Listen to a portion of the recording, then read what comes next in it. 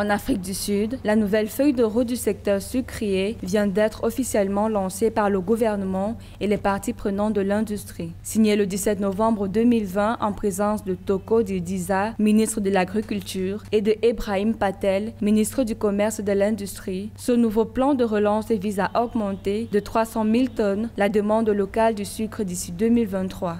L'Afrique du Sud a d'extrêmes avantages qui ne courent pas sur le continent, c'est-à-dire celui d'être doté d'une très grande et large diversité climatique. Il y a une partie de l'Afrique du Sud qui connaît la neige. Ce n'est pas le cas sur tout le continent. Beaucoup de pays sur le continent, je prends tous les pays de l'Afrique centrale qui sont au niveau de l'équateur, donc dans les tropiques, ne connaissent pas le climat tempéré, ne connaissent pas la neige.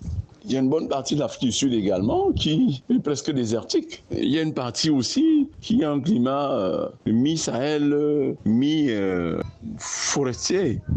Donc, cette diversité de climat donne la possibilité donc à l'Afrique du Sud de disposer de ce qu'on peut appeler d'une diversité de zones agroécologiques, c'est-à-dire des espaces géographiques qui se prêtent à la culture de telle plante ou de telle autre. Donc, un pays comme celui-là peut valablement développer aussi la culture de la canne à sucre qui a besoin d'eau, qui a besoin des espaces suffisamment aérés. Avec l'objectif d'atteindre 150 000 tonnes de demande pour l'année prochaine, cette hausse de l'approvisionnement local devrait permettre d'améliorer les perspectives de développement du secteur dans un contexte où la taxe sur les boissons sucrées depuis avril 2018 pèse sur les ventes domestiques.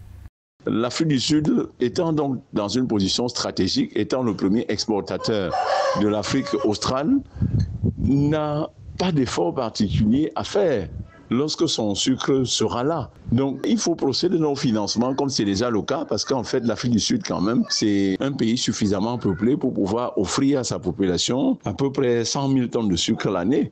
Il est à cet effet prévu que les industriels et les distributeurs recourent à hauteur de 80% à la production locale pour satisfaire leur consommation de sucre à partir de 2021. D'après le département américain de l'agriculture, l'Afrique du Sud devrait produire 2,2 millions de tonnes de sucre en 2020-2021.